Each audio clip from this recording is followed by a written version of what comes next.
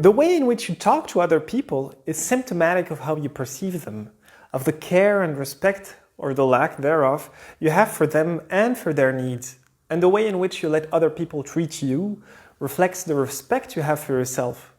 Communication can be an amazing tool to grow your network, your connection with others, to foster mutual growth, provide constructive feedback, stand up for yourself and set healthy boundaries with others, or actively solve the problems you may have with them. And if that's not what you're after in your interactions, then you may wonder, what is it you could possibly be looking for that could be better than that? Or instead, what is it that you're really after? And the answer to that would be something like, you may be resentful, embittered by your past disappointments or experience. You've stored up some negative emotions in your life and now you're engaging in unhealthy communication patterns. In the workplace or in your loving relationships, you could be controlling, blaming, criticizing, threatening, making others feel guilty, damage their self-esteem, maybe disrespect them. Or you may be on the receiving end of those patterns, but you're afraid of conflict, afraid of standing up for yourself. So your coping mechanism so far as a compass abiding by what the others say, even when you disagree with them, you became unable to say no, and consequently, you've started doing more for others than you should have, either at work or in your personal life. Communication can literally make or break our relationships. The words you use can be great or they can degrade. The tone you use can feel safe or it can antagonize others. Ultimately, this whole process can trigger defensiveness and compromise the sustainability of your relationships, or it can enable you to have healthy and ongoing rapports based upon a foundation of peace and mutual growth. My name is Soufiane Alaoui. I'm a personal development consultant, and my goal with this course is to provide you with the tools you'll need to foster meaningful relationships by improving your communication skills. Indeed, we'll cover in this training the whole communication process by identifying the unhealthy ways in which we communicate and explore the more positive ones. Learn how to provide constructive feedback, how to assert yourself when needed, how to express your anger constructively and how to solve conflict, and more generally, how to express your feelings, learn how to avoid defensiveness in others, as well as the means with which you can avoid misunderstandings. I hope that by the end of this course, you'll be able to engage in the healthy communication patterns we'll cover. And as for me, I'm looking forward to seeing you in the next video.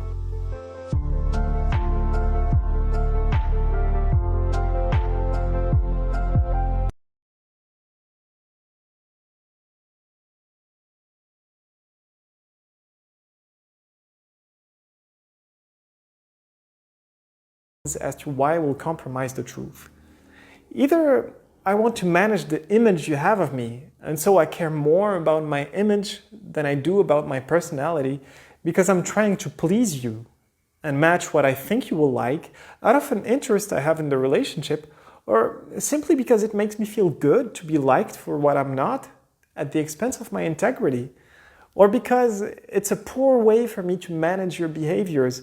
I can't be truthful with you because if I was authentic, then I'm afraid of how you might react, of you getting angry, disappointed in me, or maybe you could be rejecting me for what I truthfully am. In the end, compromising the truth is trying to bend reality for it to fit what we want at a given time, but make no mistake, there will come a time where the truth will catch up to you. So a trustworthy relationship is built upon a foundation of truth that allows us to have reasonable expectation about the people we deal with, which ensures in turn that we don't have to worry about what could be done to us.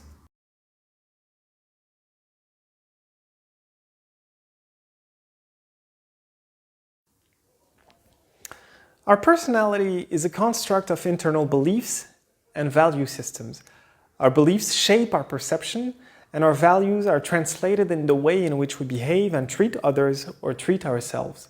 In our personal and professional life, our beliefs, values, and personality are constantly interacting with those of others. Well, those are basically the generic explanations you'll hear or read about as you dig into self-understanding. But those principles are pretty abstract, and if you're like me, you need something more relatable. So that's what we'll get into with the following sections as we unfold how beliefs and values actually influence our behaviors. Beliefs are the truth upon which you build your sense of identity. They're drivers that will dictate the way in which you perceive and react to your circumstances. They're the result of what you've integrated through your education, your social conditioning, basically your experience as a whole. And they're the best conclusions you've picked up in light of what you went through. You can have conscious beliefs or opinions about yourself or others. They can pertain, for instance, to behavioral traits that you've learned through your upbringing. Where I come from, people find it okay to eat with their hands and do believe that it's a fine way to do so, whereas others would think otherwise. So what would feel normal to some could trigger feelings of uneasiness in others. And the underlying assumptions you formed will lead you to judge and react differently from anyone else. Those beliefs can also pertain to your career, to how your family or social life should be, how other people should treat you. They can also be political, religious, and so on. People grab onto a belief system that makes them feel that they're in the right. Then they look to other people who share the same belief systems to nurture a sense of belonging, and it reduces some of their feelings of inadequacy or unworthiness by being validated outwardly. But in order to hold on to those beliefs, they usually convince themselves that other people are not in the right.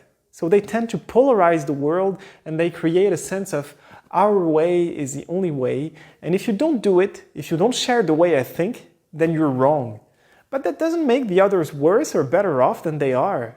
It just makes them intolerant because we've learned to hierarchize people based upon what they think, what they believe in, instead of simply hierarchizing ideas and be able to constructively discuss and be open to new perspectives.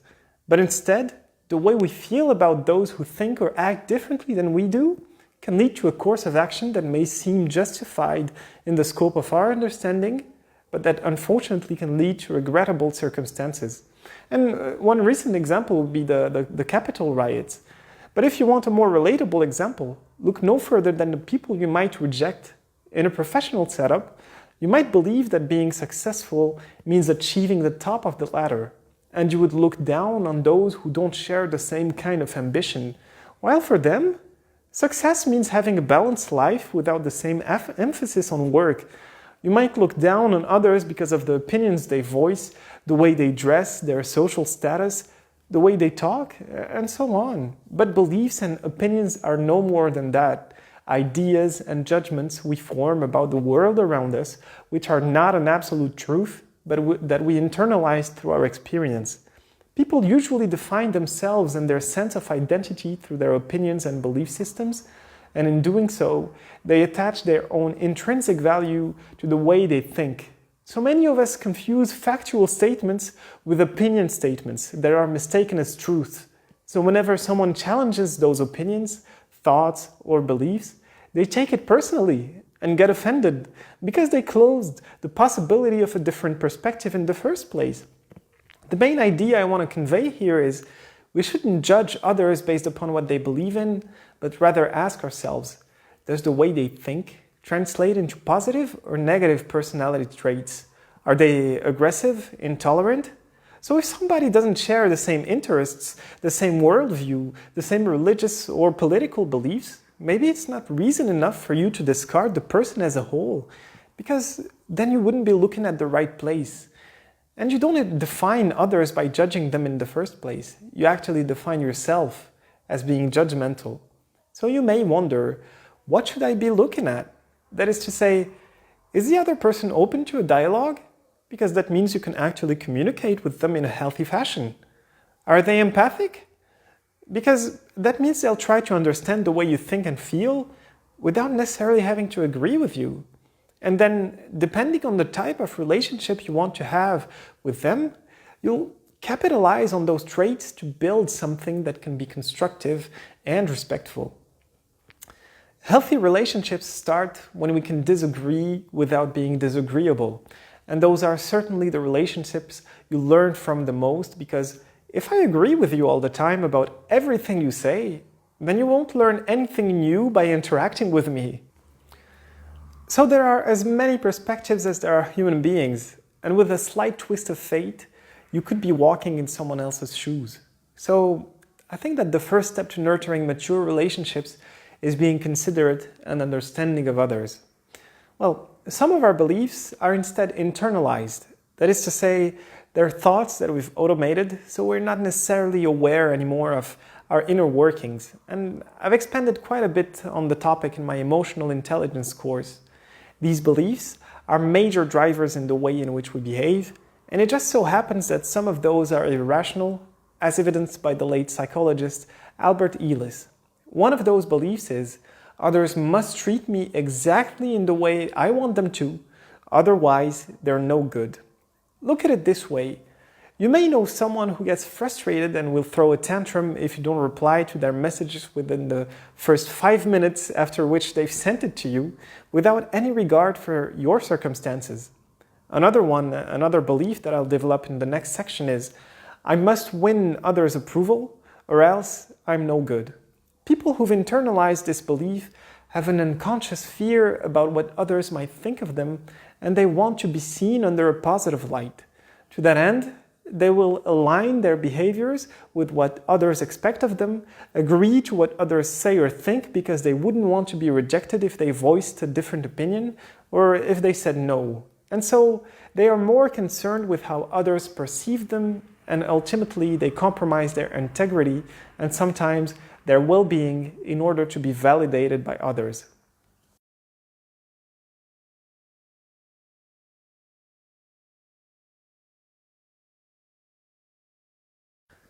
We act out what we believe in, and so our behaviors are a reflection of our core values, which usually come at the expense of one another.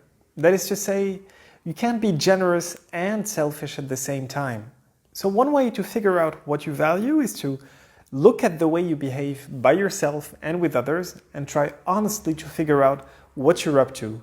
For instance, at work or in life in general, you can value being dedicated and diligent, so you'll advance on your long-term personal or professional goals in your free time. Or you'll rather value pleasure and gratification, in which case you would spend more time doing things that you find pleasurable, like watching TV, spending time on your phone, grabbing a drink every other day, and whatnot. In this section, I want to address two important values that are key drivers in our interactions, which are agreeableness and authenticity. Agreeableness is a personality trait to be found in people pleasers, those who satisfy others' needs and wants in an attempt to become what the other person expects and appreciates, to talk and behave in a way that would be validated by the other, to try and keep their relationship smooth in an attempt to avoid conflict, sometimes at the expense of their own integrity. I'll make the argument that the main drivers for being agreeable at the expense of your own well-being are unworthiness and fear. Here's why. In your personal, social, or loving relationships, if you absolutely need others' validation in order to feel good, that is to say, you get triggered or feel bad if they express anything other than appreciation for what you are or what you do, like seeing them angry or disappointed makes you feel uncomfortable, to the point that you think that you have to dig in with action, with changing yourself to match their expectations, well, then you'll adopt a mode of being in which you try to have smooth relationships, try to make your friends happy by agreeing to going out when you actually want to stay home, subject some of your life decisions to whatever your parents expect of you, put your problems under the rug with your partner to avoid unpleasant conversations, and so you compromise the truth of what you think because you're scared of the other's reaction and maybe they could get angry at you. Well, let me tell you, you can't effort yourself into doing something nice because if you feel that it is an obligation instead of a voluntary and pleasant undertaking on your part, then it defeats the very purpose of being agreeable. Either you are because this is how you are and you don't expect anything in return. You don't expect kindness in return for yours, or you force yourself into doing something you deem to be kind, but that isn't aligned with what you really want to do or say deep down, because what you're trying to do here is to bend the fabric of reality so that no one would get angry at you, dislike you, have them feel frustrated or disappointed, because deep down, oh no, you don't want to deal with that. Or maybe because you're actually unaware of the fact that you've turned others' appreciation or validation into a need. But then your agreeableness, your kindness, becomes part of a transaction. I know it may be hard to conceptualize, but here, I'm not being nice simply because that's how I am, but I'm making all these efforts to make you happy and expect things to go my way. And if they don't, well, I can self-righteously get triggered and think to myself, oh, I've done everything for you, and this is what I get in return? So agreeableness displayed with the expectation of a smooth, conflict-free relationship in return is the cloak that covers your fear of being able to stand up for yourself. In a professional setup, you may have financial commitments, a mortgage on your house or whatever it is, and so you wouldn't want to compromise your position by being seen anything other than perfect or the perfect employee by your managers. And so you'll always agree to everything that comes your way out of fear for your job security. Even if, for instance, it means bearing a crazy workload and a stress that will lead you straight to a burnout, to being gradually demotivated or uninterested in what you're doing because of the strain you put on yourself. Another reason for being unable to say no when it's actually necessary, to voice your opinion instead of agreeing to everything that comes your way that you could find dysfunctional, is simply the fact that you've externalized your self-worth. And so you make it dependent upon the appreciation of your managers. For instance, you attach more importance to what your boss thinks of you than what you think of yourself. So when you've worked so hard on a project and did your best to take it to fruition, but all you're faced with is criticism and demeaning comments, then most of us would actually take it personally and nurture frustration at the lack of appreciation we're faced with. And eventually we close ourselves off instead of opening up about what we actually think because we're so scared of the consequences. In my course on emotional intelligence, I've put forward the following question. If anyone tells you something or behaves in a way that makes you feel angry, stressed, or sad, then who really controls what goes on inside of you?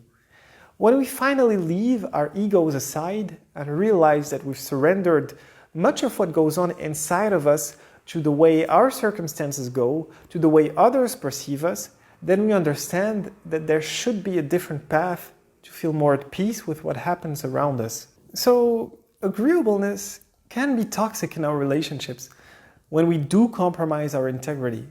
Because what we fail to realize is we may think that we're being kind, nice, or that we align with others' expectations in an attempt to be appreciated. But in reality, we're harmless because we actually avoid standing up for ourselves and set healthy boundaries with people who could talk down on us, raise their voice during an argument without any consideration for us, or in situations of injustice. But we're trying to be liked by people who are not necessarily in a likable mood. And so, since their well-being, since the way they feel inside of them is contingent upon the way in which we behave, then all we're going to get is being rejected for what we are, when what we are is not aligned with what would make them feel good. And this is the reason why they get frustrated at us, and this is when things don't really go our way. And at that point, we end up nurturing one of the most poisonous feelings to any relationships, which is resentment. And the more we resent someone, the more we feel like we're walking on eggshells around them, the more we're tense around them. We don't feel good around them because we might be scared of any misplaced reaction, behavior, or disparaging comment they may have. Our behavioral traits stem from how we've been brought up. We become people pleasers because we've been taught to be nice, polite, and gentle to others. But as we grow up, we ought to learn that we can't satisfy everyone.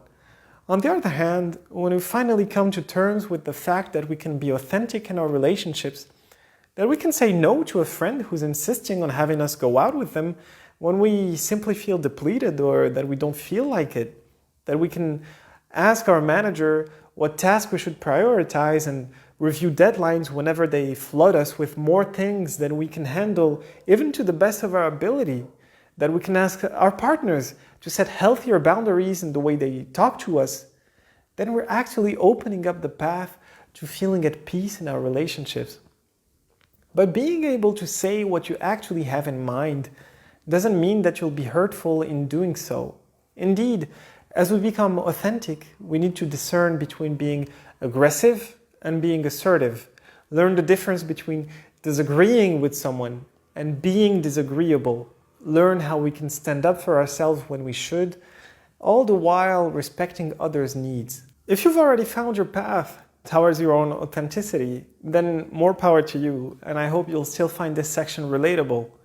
If you didn't yet, well, I know it may sound counterintuitive, but if all you've done up to this point is to try and please others at your own expense, if you've become so familiar with the way you react to others that you don't even question whether if those reactions enable you to actually feel at peace with the person you're interacting with, and conversely, if it does make you feel anxious, resentful, frustrated, then you might want to ask yourself, why am I even putting up with that?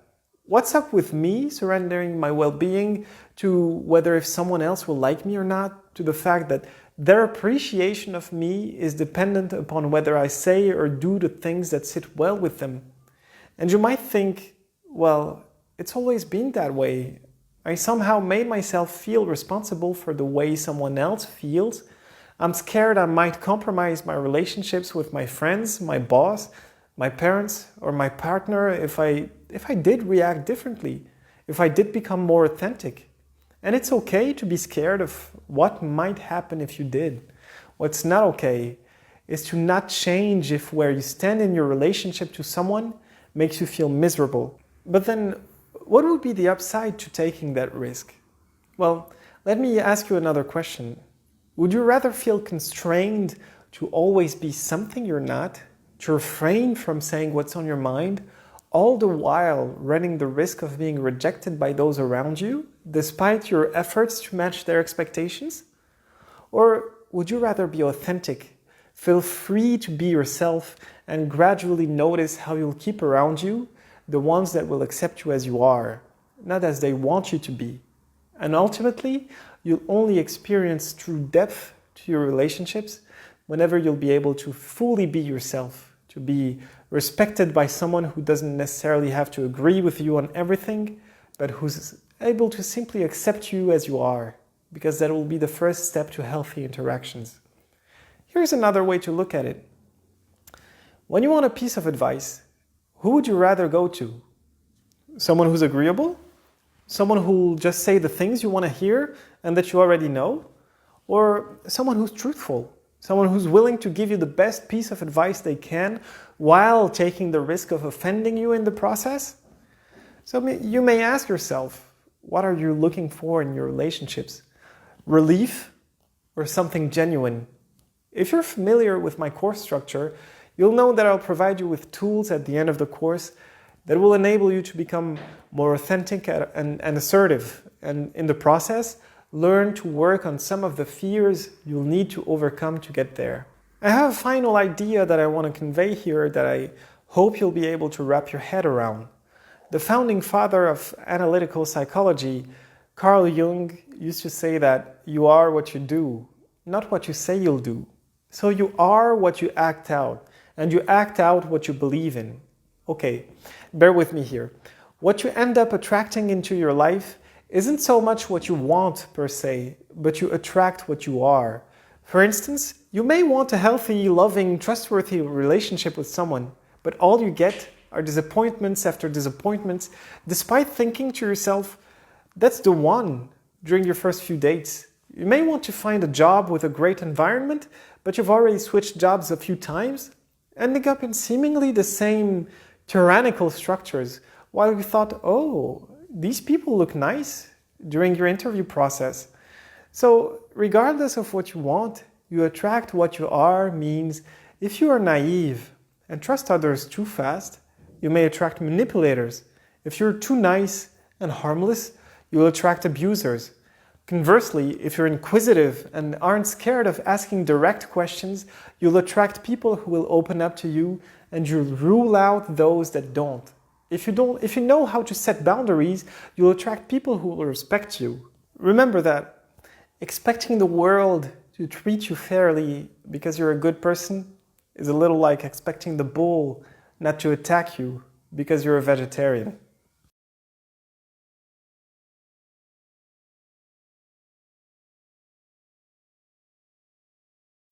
In her book Self-Analysis, the late psychoanalyst Karen Horney devised one of the best-known theories of neurosis, which she believed resulted from basic anxiety caused by interpersonal relationships. She conceptualized three main personality types or attitudes predicated upon the following needs: those who are compliant or moving towards people, who seek approval and love from others, and in the previous section we've seen how agreeable people, those who need affection, those who are centered on others at the expense of their own well-being or their own integrity, fall into this category. The second one, the second personality type she put forward, is that of those who are detached, meaning those having the need to move away from people, those who are usually described as being cold or indifferent because they have a need for self-sufficiency and don't want to depend or be tied down to anyone. And the last category, which is the one that I would like to address and expand on here, is that of people who are aggressive, who have needs that moves them against others. As a follow-up to the idea that I've previously put forward, our values come at the expense of one another, and those who fall in the aggressive category will value competition at the expense of cooperation. Those who value competition will gauge how well they're doing compared to at least someone else, because competition implies a hierarchy. In doing so, they introduce an element of rank that will be at the basis of how they feel about themselves. But then, if the way I feel is contingent upon how well I'm doing compared to you, who's best, who's on top between you and I, then didn't I just externalize my sense of self-worth? Plus, if I wish to feel good about myself, wouldn't it mean that I'd need to perceive myself as being better than you or someone else? Wouldn't it trigger feelings of jealousy, of angst or resentment if I wasn't? And in order to cope with that, since the end justifies the means and without a proper moral compass, I may antagonize you and look for the ways in which I can bend reality so I can reach for that supposedly better place where I've achieved or gained more than you did. With our education or social conditioning, it's pretty easy to pick up on the idea that we need to be superior in some way to someone else to feel good about ourselves. Indeed, if our upbringing was predicated upon receiving praise whenever we were successful, for instance, if our parents displayed affection or showed appreciation only when we had good grades and punished us whenever we failed, compared us to those who were supposedly doing better, and in the process we got to hear, why can't you be more like your older brother, that friend of yours who always has good grades? Eventually, from then on, we internalize an idea that we need to compete, we need to do well, we need to be better than others in an attempt to gain, at first, our parents' recognition. But we drag and internalize this idea, this irrational belief put forward by the late Dr. Ellis, that we need to be perfect and we need to succeed or else we are no good. And while it's healthy to want to succeed, it becomes compromising when it turns into a need, through which we try to compensate for unconscious feelings of anxiety and unworthiness. If you become hard on yourself as you strive to be an achiever, to gain recognition, to be better than others, starting with trying to have better grades than your peers, then getting into a better university than your peers, and then having a higher salary than your colleagues, then moving up the company ladder as fast as you possibly can, having a better social status than others, a better car, a better life, then you notice how the things you need for you to actually feel good become endless, because at your core, you operate from a place of lack and not fulfillment. So you constantly carry an anxiety-provoking need for personal achievement, for always reaching for more and more. But enough is never enough, because there is no external factor that could make up for an internal basic insecurity. So before you know it, you turn into a restless workaholic and that would still be socially acceptable if the strain that you put on yourself wasn't interfering with how you treat others and was limited to the inner discomfort you experience as a result of your unworthiness that you're trying to make up for with your restlessness. But the barriers to healthy interactions and relationships arise when those who value competition try to make up for those unhealthy feelings by projecting their limitations onto others through developing other neurotic needs than those for personal achievement, as put forward by the Dr. Horney, namely the need for power. Those who seek power for their own sake and usually look down on those who they deem to be vulnerable and will try to dominate other people. In professional setups, they're the tyrannical managers that belittle their subordinates and give them more work than they can healthily handle. And in relationships, they are those who would actually make their partners feel like they're never enough, not caring enough, not attentive enough, not reliable enough, not nice enough. Basically be overly critical of when they don't match their expectations. They hold you as their object of attention and need you to be different for them to feel better. These people fear personal limitations or situations or people they can't control. Then you have those who have the need to exploit others in the way you interact with others. Do you think to yourself, how could this person be useful to me? What can I gain from that person? Be it power, money, sex, ideas, saving time. The people who fall in this category can be manipulative in that they value their end goal, their objective, more than they value the relationship itself and are ready to compromise the basis of the relationship to reach for what they want, so they can be deceiving. And then you have those who have a need for prestige. Individuals with this need will look for ways to be important in the eyes of others, to gain their manager's recognitions by taking credit for something they didn't do entirely on their own. They look at the world with an idea predicated upon a hierarchy of status based on material possessions, how beautiful or rich their partner is, and so on. Those who fall into this category care about their image more than they do about their personality, and so they're preoccupied with their own security. However, the author Alfie Kohn brings evidence to build a compelling case against valuing competition and shows how harmful it can be. Although our culture has pretty much trivialized competition at every stage of our lives, at school, in social setups, in the workplace, and introduced this notion that where someone wins, another one fails, that in turn it's okay to resent those at the top and conversely feel contempt for the losers and polarize people on that basis. That it's okay to endure the dreadful stress for always trying so hard to be better than another and suffering from a structural self-doubt when you're not. Because then competition becomes an impediment to developing a healthy self-esteem as well as caring and supportive relationships. Because where you think you're inferior, you'll feel anxious or inadequate in some tasks relative to other people. And where you think you're superior, you might close yourself to criticism and become hostile whenever someone questions your abilities. Competition can only be healthy when you're competing with yourself, when you actually compare yourself to who you were yesterday, not to who someone else is today.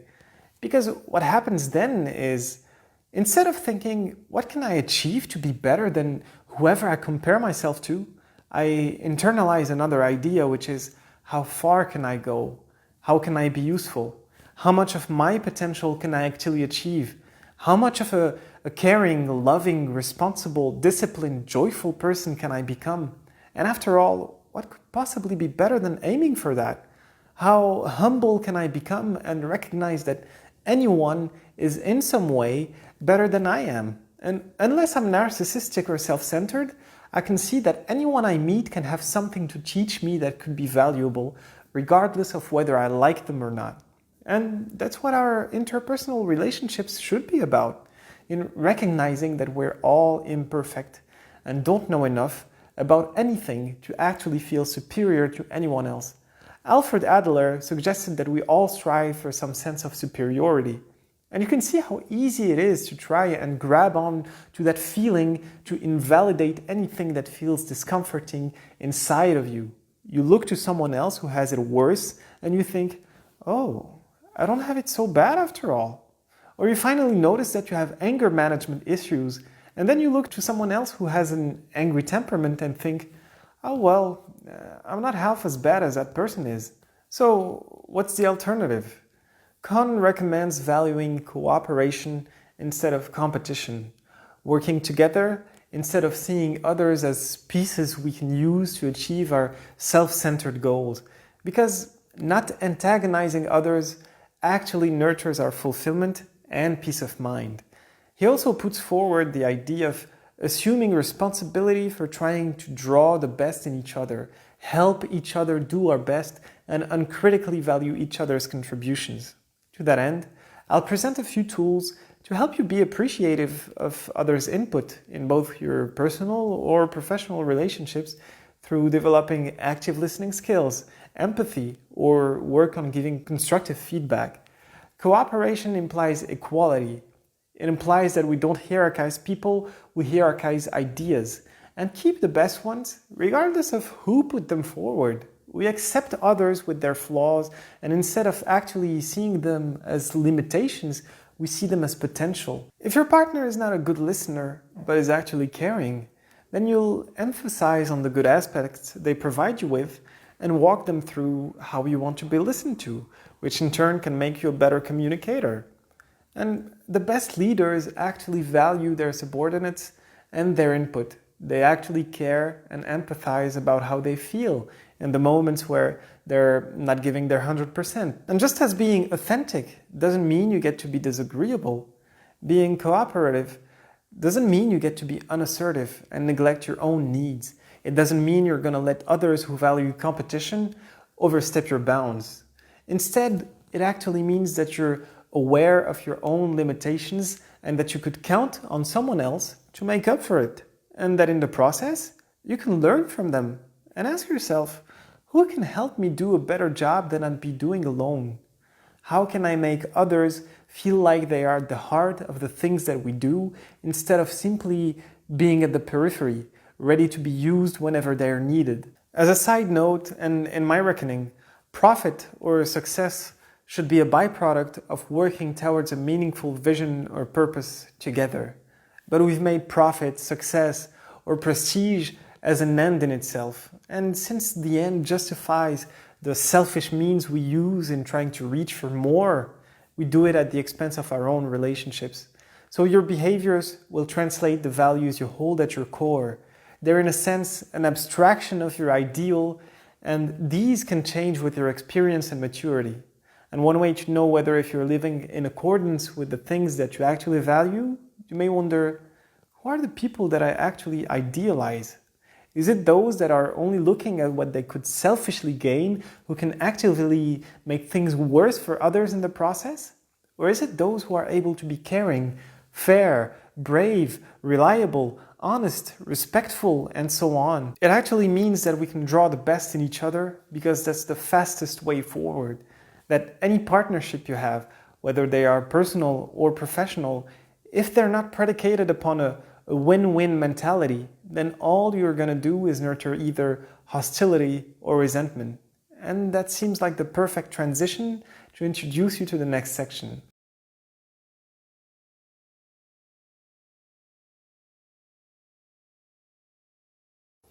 Our perception influences our attitude.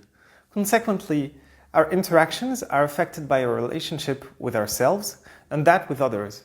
Put simply, you can either like or dislike yourself and like or dislike others, which will constitute a basis for the way in which you behave in your relationships. The consequences of this seemingly self-evident perspective is that we engage in unhealthy and oftentimes unconscious behavioral patterns that seem perfectly coherent when we do, but they have little to no added value to the connection we build with others. I want to introduce you to the transactional analysis put forward by Thomas Harris, who suggested that we live our lives according to 4 basic positions, which will translate how better or worse off we'll be within the frame of our interactions. When you have this framework in mind, you'll pretty much immediately notice whether if your interactions, and more broadly, your relationships, are toxic or abusive. So use it with care and try to identify whether if you belong in any of the following, if there are times where you actively sought out drama.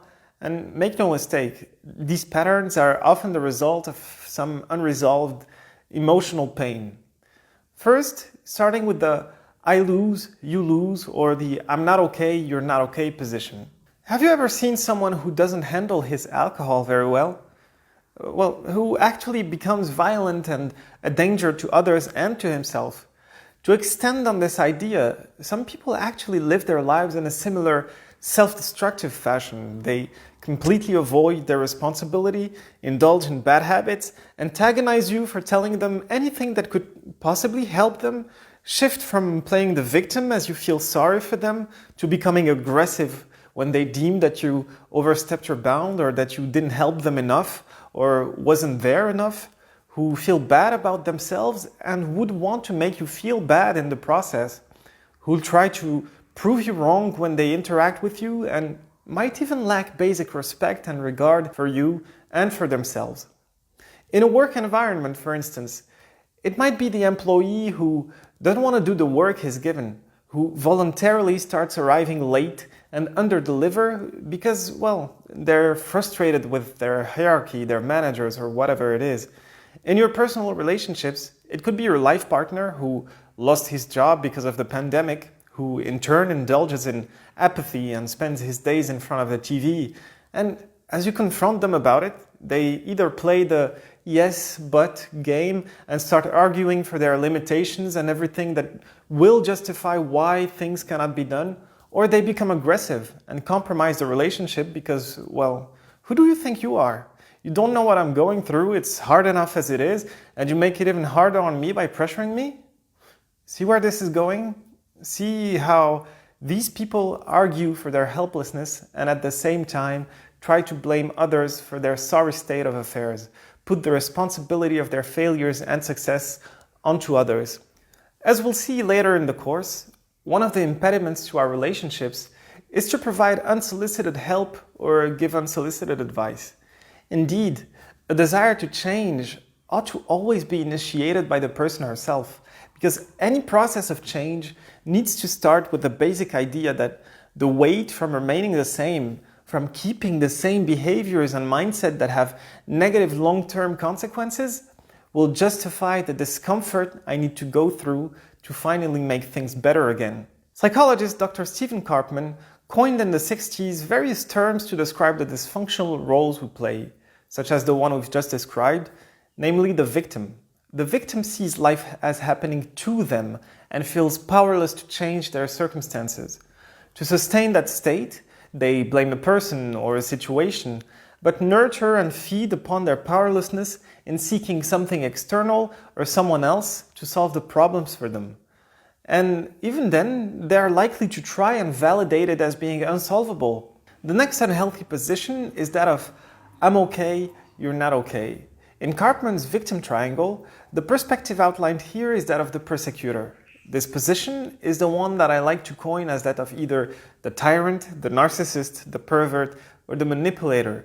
Those who fall into this category are people who have a self-centered, self-serving approach to their interactions, looking into what could be good for themselves but not for anyone else.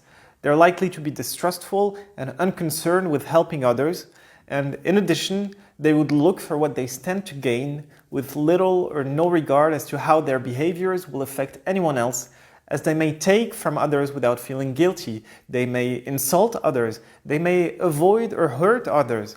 So you may wonder how this perspective looks like on a daily. In a professional setup, it will be a manager who uses his subordinates to prepare all the supporting documentation, but won't give them any credit and use it to look good in front of his hierarchy, who will delegate and pass down most of his work and see that his subordinates are actually suffering from the workload and the pressure, but won't extend a supporting hand. They're also the ones who will be structurally dissatisfied and demean their subordinates' works, regardless of how well they've done. They're the distrustful micromanagers who need to know everything about what you're doing. To these people, what you're doing is never enough or never good enough, and you should make it up with more effort, with more work, longer hours with no recognition whatsoever. In our personal relationships, I'd like to expand on the idea that the ones who fall into this category have externalized their well-being. So you may wonder what I mean by that. Simply that these people may have a structural and somehow unconscious dissatisfaction at the very core because they've internalized the idea that their reality should match exactly what they want, that others must treat them exactly the way they want it, or else they are no good. So they usually have a lot of expectations of others. But as you may know, expectations are premeditated resentments. They believe that people should do something or should be something other than what they are, and in the process, they experience more frustration and anger than those who don't. The problem is, their behaviors are predicated upon the idea that if you love or care about me, then you're supposed to do everything I want and need to make me happy. You're going to be responsible for the way I feel, meaning I'm entitled to get angry if you don't conform to what I want you to do, and my needs precede yours. You should give me the attention that I require and shouldn't direct it at others, be it your friends, your family. Now, if you don't conform with what they want, they'll use aggressive communication in an attempt to have you bend to their needs. They'll use the leverage of guilt, threaten you or threaten to end the relationship, yell on you, lash out at you, give you the silent treatment, or pretend to be righteous beyond reproach, even if all they do is indulge in those very unhealthy behaviors. And it sounds counterintuitive to think that anyone would want to stay in these relationships. But, well, you probably know someone, or it may be yourself, who's been in a controlling relationship without noticing that it was indeed one where you were not treated as an equal. So you've guessed it, we'll shortly explore the position of those who are willing to endure those toxic behaviors. Persecutors operate on the basic idea that if you do something that doesn't align with my expectations, then I'll have the right to reject you. What that means is they're not able to accept you the way you are because the way you are is deficient in something they need. So they'll constantly blame you, criticize you, demean you, withhold affection or love, discount your efforts, basically punish you however they see fit. And if you're one to externalize your self-worth and let it be defined by others, if you feel at your core that you're not enough and need someone to validate you to feel good and feel bad when you're criticized, then you'll be preyed upon by the persecutors. Now let's see if that sounds familiar. You really don't love me, do you? I'm the only one to actually make efforts in this relationship. How come you didn't answer my message even if you were online? No wonder you complain about not having enough friends. You can't even make our relationship work.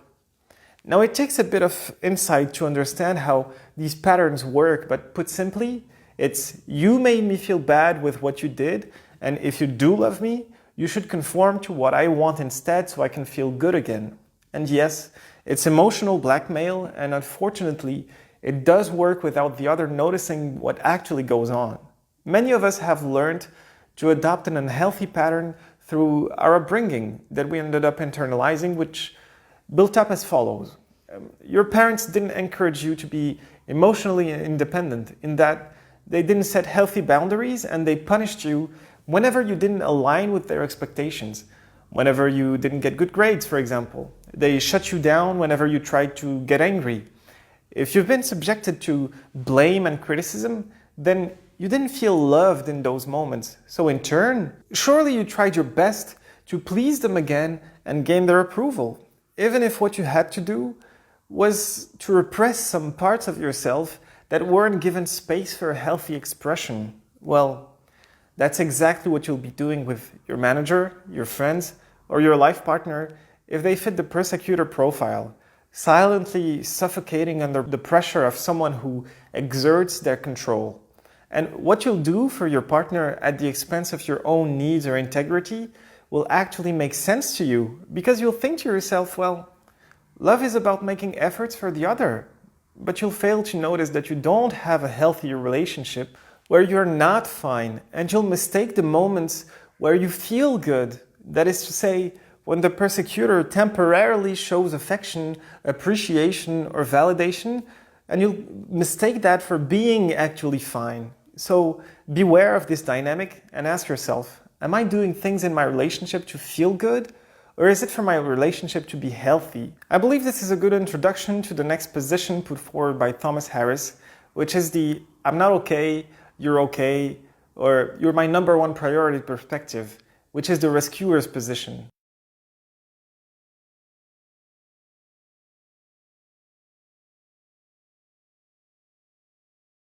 I'm not okay, or you're my number one priority perspective, which is the rescuer's position. In this position, a person needs others' approval. In turn, they become very compliant with the one they interact with, look up to, or idealize, be it their managers, their partners, or their friends, which in turn makes them unable to say no. They would usually give unsolicited help, try to fix a situation when they feel blamed or demeaned, even if they haven't necessarily done anything bad or wrong to begin with. At the basis of those behaviors can be found a basic self-blame that drives the person to sacrifice their well-being to feel useful or appreciated. So what we're saying here is that the rescuer is trying to feel good about themselves by helping others. I would like to introduce a toxic relationship dynamic which encompasses the rescuer profile, and either the previous ones, namely the persecutor, or that of the victim. As a reminder, the persecutor has a basic need for control to bend the other to their will by being critical and resentful. They blame others when they don't get taken care of in the way they think they should be. And the victim operates with a need for attention, a need to gain others' sympathy by discounting their own power and responsibility. And most of all, their own ability to take care of themselves. And they expect someone to save them from their sorry state. So, by now, you may recognize why the rescuer will wholeheartedly enter into an unhealthy relationship with either of these profiles, because they either need to fix the problems the persecutor accuses them of creating, or to feel useful or in charge when they help out the victim. In turn, they need the recognition they should be getting for all the efforts they're making for the other, as it helps them to feel good about themselves. They believe that they unselfishly do things for others' good, which gives them in the process a sense of being holier than thou. And by the way, it can dangerously make this position addictive for these profiles. They actually fail to realize that in reality, they need to be needed and appreciated to make up for their unconscious feelings of unworthiness, guilt, or inferiority. And if they don't, they'll keep trying and trying to gain appreciation, and if that doesn't work, they start nurturing resentment for the other, but still indulge in that dysfunctional pattern. Those circular interdependent needs are the perfect basis for what we call codependent relationships, which requires what is known as the giver, who feels unworthy and makes sacrifices for the other, and who expend all of his energy to meet the other's needs, and the taker, who relies on the giver to meet every emotional need they may have, and make no mistake, all means are justified to reach their goals. So the rescuer fits the profile of the giver, and the persecutor and the victim fit that of the taker. People who engage in codependent relationships usually fail to realize right away that they're actually in a one-sided, toxic dynamic predicated upon emotional abuse or structural imbalances between the two. But this kind of pattern has also been referred to as a relationship addiction, where each side fails to see that they've turned what they want into a need. For instance, the rescuer thinks he wants his partner to be happy, but he actually needs it, which is why he ends up making the sacrifices he makes until it becomes very unhealthy, because they can't even extricate themselves from the relationship, although they know deep down that they should.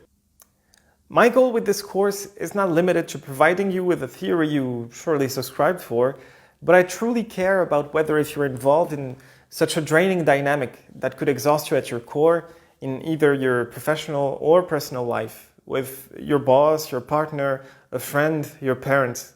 So to that end, here's a few questions that I ask my clients to reflect upon whenever they present me with their relationships problems. So, Do you expend all of your energy in meeting your partner's needs, fix their problems, make them happy, even if it makes you kind of uncomfortable? Are you scared that some of the things you might say or do will lead to conflict or unwanted situations? Do you feel trapped in your relationship? Are you the one that is constantly making sacrifices in your relationship? Are you often being the one who apologizes, even if somehow you feel like you haven't done anything wrong? Do you feel like it's hard for you to make time for yourself and that you've kind of lost a sense of yourself within the relationship? Does the other treat you badly? Namely, do they yell at you, disrespect you, and blame you for problems? And despite that, do you feel like you still put them on a pedestal? We'll get to a point in the course where you learn how to assert your needs and assert yourself, but in the meantime, we're left with the only sustainable approach to our relationships that was introduced by Thomas Harris, which is the "I'm okay and you're okay" perspective.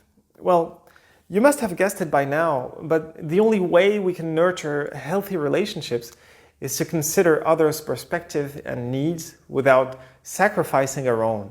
This orientation is positive in nature. It revolves around values of cooperation instead of unhealthy interdependence. It's predicated upon an emotional maturity of both parties involved in a constructive relationship where both are willing to make collaborative efforts so that they are both better off thanks to their interaction. In your work environment, those who embrace this approach will inevitably become the best leaders. They're the ones who care about achievement, profit, but most of all, about people. They view their subordinates optimistically in that they'll invest time into mentoring and trusting them without being demeaning, because at their core, they believe that if you grow, then I grow in the process too, and we all win in the end. They will listen empathically and even seek advice from those under them because they care about ideas rather than importance or hierarchy. It surely contrasts with those who are focused only on their status or their security, their sense of importance that would keep them from asking about any feedback or suggestions, but rather only order people around and ask them to do things. In your personal relationships, it's also the ideal position for you to be in, for it's predicated upon the idea that people are innately worthy and valuable. When you adopt this position, you feel that you can openly and honestly communicate with the other, not be afraid of sharing your vulnerabilities and worry that they'll be turned against you at some point in the relationship. You can be able to say no without being blamed or feeling guilty for doing so. You can seek support, but not relinquish your own responsibility for your own life or your own emotions. The basic idea behind this position is, I want to constructively interact with you, but I don't need you for my well-being. I don't expect you to fit any of my unending needs. You won't be to blame for my unhappiness, and neither are you responsible for making me happy. It's pretty much very liberating to think to yourself, I release you from the burden of having to live up to my expectations, and I release myself from having to live up to yours. We should both be responsible for our individual happiness, and we'll meet in the middle to create something of added value for both of us. In the end, when you stop expecting people to be perfect, when you stop getting offended for whatever they might say that doesn't align with your own perception, you can finally learn to like them for who they are.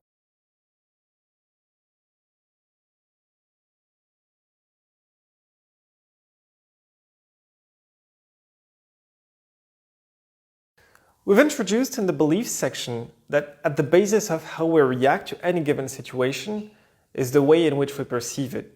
We all individually have a perception filter that leads us to behave differently from one another for the same situation, and this perception has gradually been defined with our personal experience, our upbringing, our social conditioning, our education, and so on. In this section, we'll see how the way we perceive our reality triggers the way we feel and ultimately influences the way in which we react to what happens to us. Look no further than how each and every one of us reacted differently to the lockdown. There were those who were frustrated and simply kept complaining about how things were going, and there were those who've seen it as having more time on their hands, as an opportunity to look up to the future with anticipation, to take time to set a new daily routine, start an online business, and so on. And the same applies to our interactions. We understand what people tell us or interpret the way in which they behave with us through the prism of our own perception and use it as a means to get offended without realizing that the discomfort we feel, the frustration, the disappointment, the anger we nurture is merely the punishment we inflict upon ourselves for someone else's alleged mistakes. I've already asked the following question in my course, but I find it quite essential as being the path to better manage our relationships and better understand and manage ourselves first. But if anyone tells you something that makes you feel anger, stress, guilt, sadness, then who really controls what goes on inside of you? When you ponder this question, do you finally realize how we've externalized the reasons that cause our own internal discomfort, which in turn leads to a reaction that translates how little objectivity and hindsight we have towards what we experience? How we fail to make a difference between a fact, namely someone telling you something disrespectful, or for instance the way your supervisor micromanages you, and the way it makes you feel, which are two completely different things. Aaron Beck, the founding father of cognitive behavioral therapy, introduced this eye-opening model to better understand how we react to our reality. Under the influence of your perception, your circumstances will generate an idea which will have you feel an emotion, which in turn often gives rise to a behavior with little added value. And the sum of your ideas, your emotions, and your behaviors is simply your personality. So do you see then how our perception is at the basis of the unhealthy roles we play in our interactions? The persecutor believes that his frustration is triggered by the other's behaviors and consequently exert his need for control through aggressive communication, and would constantly blame the other for being unavailable, not loving enough, not available enough, basically not enough. However, blame is emotional discomfort translated into verbal diarrhea, with the underlying idea that you don't behave in a way that makes me feel good, and you should change to make me feel good. While there's always a reason to feel triggered or angry, it's rarely the right reason. All blame is a waste of time. The behavioral psychologist Boris Frederick Skinner, I hope I didn't butcher his name, introduced the idea that people rewarded for good behavior will learn much more rapidly than those punished for bad behavior. So, no matter how much fault you find with another, and regardless of how much you blame them, it will not change you. The only thing blame does is to keep the focus off of yourself when you're looking for external reasons to explain your unhappiness or frustration.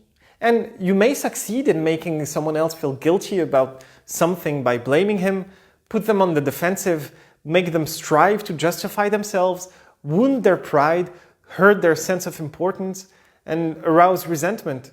But you won't succeed in changing whatever it is about you that is making you unhappy, which becomes detrimental to your relationships. In the communication section, we'll expand on the dysfunctional ways in which we discuss when we are under the influence of our negative emotions.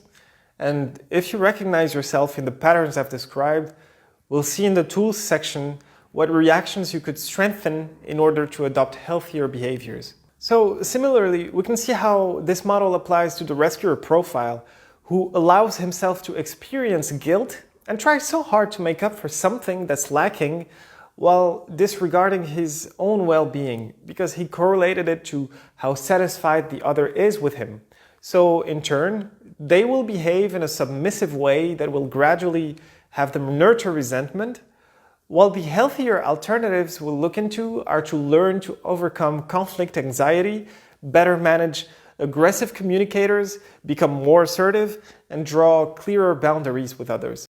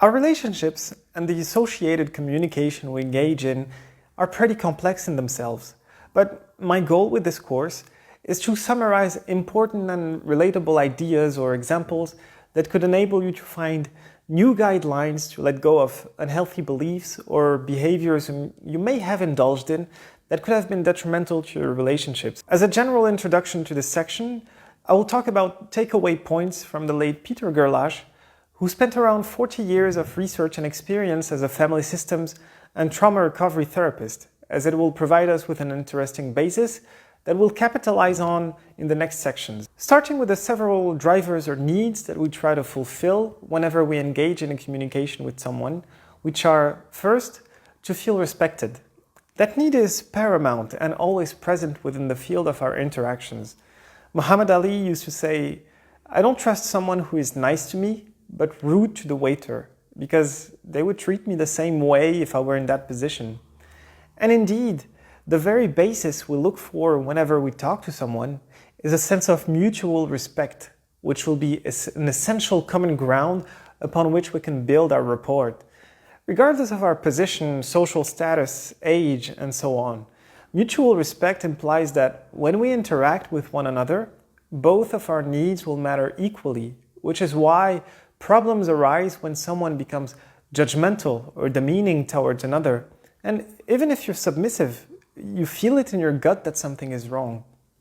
The second one is to cause or prevent action. Well, you do that all the time, asking someone to do something for you. To that end, you could possibly ask nicely if you're talking to your partner, for example, or require your subordinate to do something for you. However, problems arise when people try to coerce, manipulate, talk others into doing things that could be detrimental to them in the long run. And we've seen how persecutors or narcissists can indulge in that, which is why communication is also a good way to prevent that and setting healthy boundaries by gradually changing or maintaining the psychological distance between you and others. Next, you also use it to give or get information.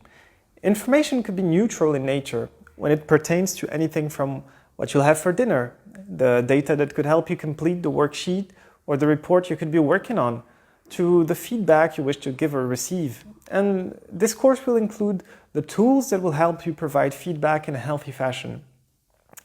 Next up is, a lot of us communicate to vent. We all need to describe our thoughts, our feelings, and our needs to another. And it's a really important part in our interactions, because if you don't talk about the way you feel, you're actually advocating for repression, which could have you nurture resentment, for instance, and be detrimental to both your mental health and your relationships over the long run. It's no wonder the humanistic psychologist Carl Rogers introduced a pivotal approach in his client-centered therapy, which is that of unconditional positive regard, which represented being valued and treated positively regardless of our behaviors. Next is to avoid something uncomfortable, like silence, a confrontation, a loss, a disappointment, a criticism, conflict, boredom, and unpleasant emotions. And finally, it's to create excitement in that some of us make up for their occasional boredom or discomfort by talking to people, while others could watch TV or scroll on their social media. According to Gerlach, fulfilling these needs could increase emotional, physical, or spiritual comfort. The first prerequisite to effective communication, then, is to have each person feel that enough of their communication needs are met.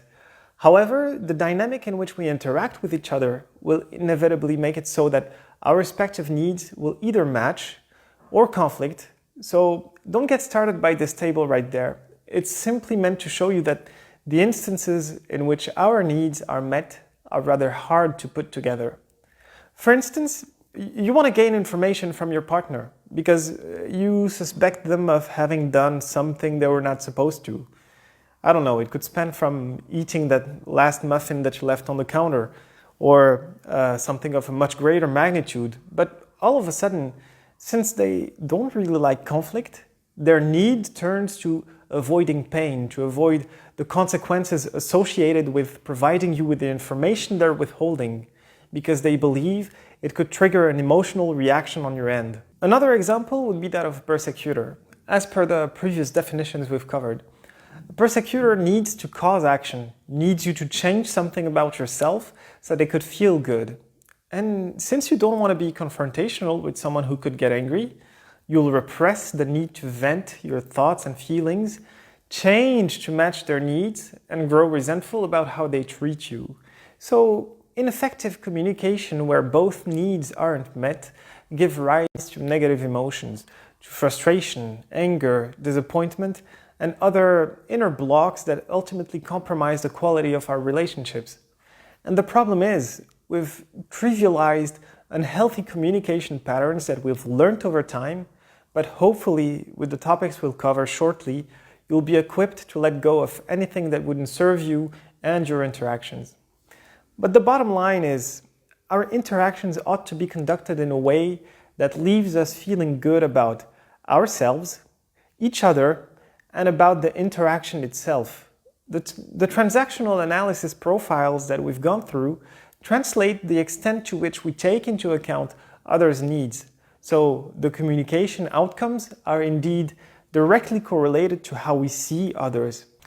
Moving on, it shouldn't come as a surprise to you, but our interactions include three distinct channels. The verbal channel, which are the words we use to convey a message. The vocal channel, which is made up of the voice tone, the intonation, the volume, the pace, the accent we put on the words, or the non-word sounds we make. And last but not least, the non-verbal channel, which includes our facial expression, our body posture, and movement, whether if we maintain eye contact. The researcher Albert Mehrabian conducted a series of studies and determined that communication was around 7% verbal, 38% vocal, and 55% nonverbal. While this ratio may vary depending on the study, they all agree on the idea that nonverbal communication is far more important than we give it credit for. And indeed, communication is ambiguous when the message we convey through two or more channels seem to conflict, because in essence we unconsciously leak the way we feel with the tone we use, our facial expression, and so on, which is why sometimes we intuitively feel that people aren't telling the truth, because their vocal and nonverbal communication outweighs the word they utter. Here, let me give you a little example. Hey, good to see you. And now, hey, good to see you. See? I will include in this section an additional downloadable resource to provide you with a few nonverbal cues that are derived from the bestseller, The Definitive Book of Body Language.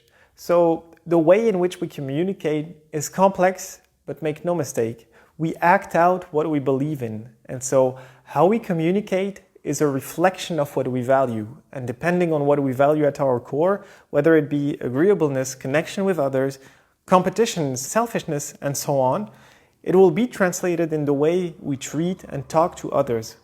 We'll now look into what is called the communication spectrum, which will enable us to describe the different modes of communication we engage in, which span from abuse to appreciation.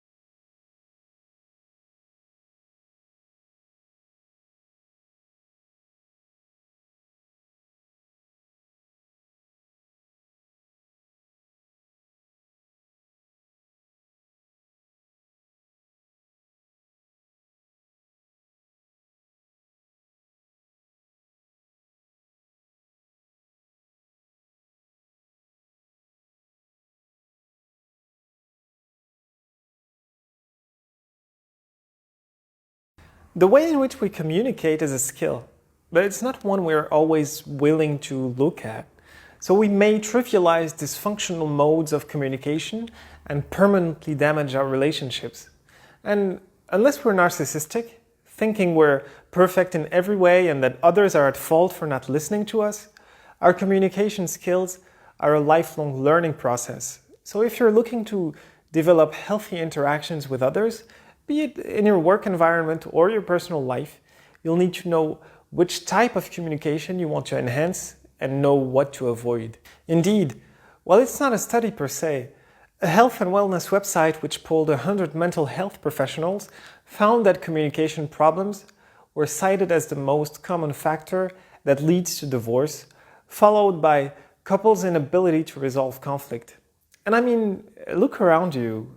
I'm pretty sure you at least know someone who isn't able to communicate with either their managers or their partners. Here's a model that I'll expand on in this section called the communication spectrum, which will enable us to outline the different ways in which we address each other, and it spans from abuse to appreciation, with your regular everyday talk being somewhere in the middle. Again, you may be here for educational purposes, but through my coaching experience, I've noticed how people could be unaware of their relationship's toxicity, be it at work or at home. And one way you get people to realize that is by asking them, would you recommend your relationship to someone you love? And if the answer is no, you may wonder what has become so important for you to tolerate unhealthy or destructive patterns in others. And to help you figure out what I'm talking about, we'll start this section by describing the ways in which we engage in verbal abuse, which is basically the farthest thing from having a regular, genuine conversation. For those on the receiving end, if they're unaware of what is actually happening, if they fit the rescuer profile, for instance, or value agreeableness, they may even think of it to be normal. It causes them to question themselves, blame themselves, and it gradually flattens out their self-esteem. Verbal abuse is insidious, as it mostly happens behind closed doors, and it's a mean to control someone with contempt and disrespect. It truly is mentally exhausting. So if you happen to wonder why things aren't going so well with someone you interact with, you may want to look into the following patterns and figure out if they apply to you, as some of them could be quite subtle. Just note that they don't include the obvious yelling and other tone-related abuse. So first of all, name calling. You're stupid, useless. It's pretty straightforward, right? And the name calling is pretty easy to notice. Now think about that again. You try to talk to your lover about a behavior of theirs that you don't find very constructive in your relationships, and you do so by being factual. You simply tell them, well, here's what you're doing, here's how it makes me feel, and here's why I believe we would both benefit if this could be changed. And all of a sudden, they get defensive. They start shouting, what is wrong with you? You're nothing but a troublemaker and a delusional fault finder. You see, what you have at that point isn't a regular conversation anymore, but a senseless argument, simply because the one you interact with has learned to shift the focus from the idea you wanted to convey, the core argument, so to speak, to a personal attack directed at you. And you end up trying to justify yourself. You become scared of bringing that up again, and in the end, you're not even able to feel heard for the topic you wanted to bring up in the first place. And this is the contrast we'll highlight throughout this section. The simple fact that in any given conversation, it'll either be you and the other against a problem, or you against the other. And the latter is where your conflicts will go wrong.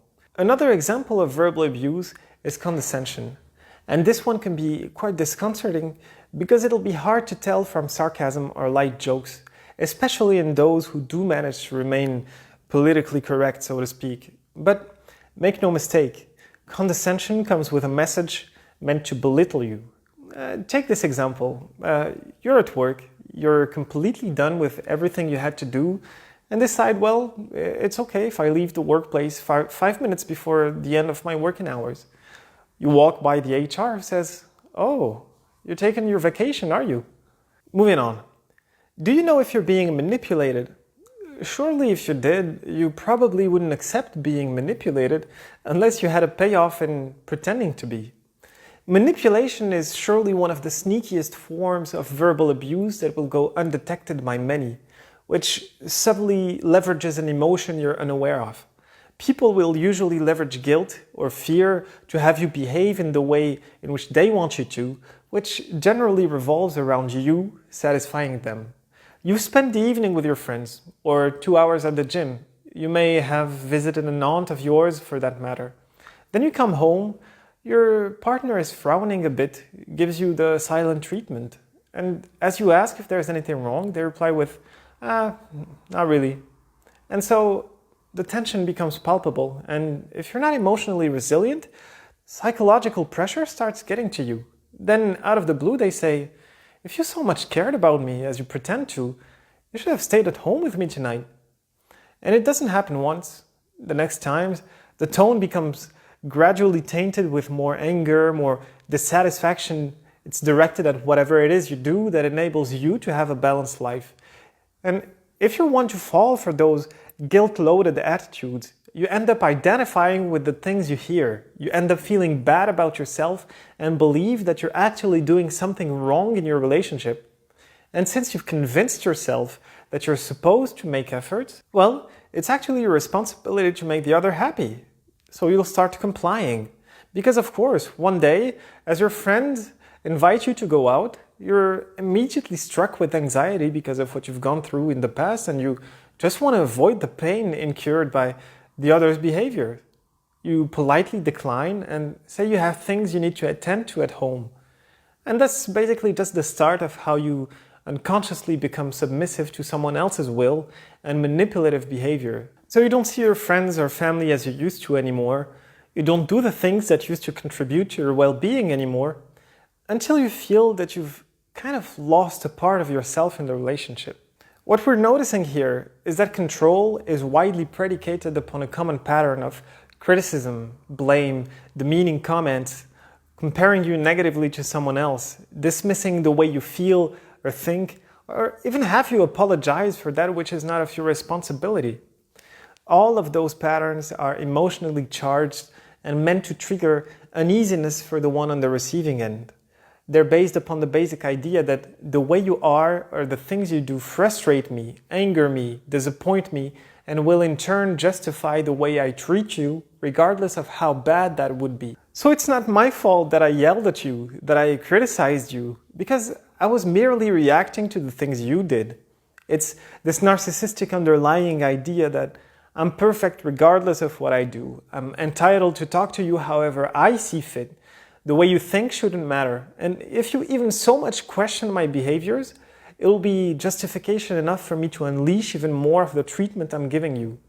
In fact, they want you to believe that you bring verbal abuse upon yourself. And if you're not careful enough, you could mistake constructive criticism with blame.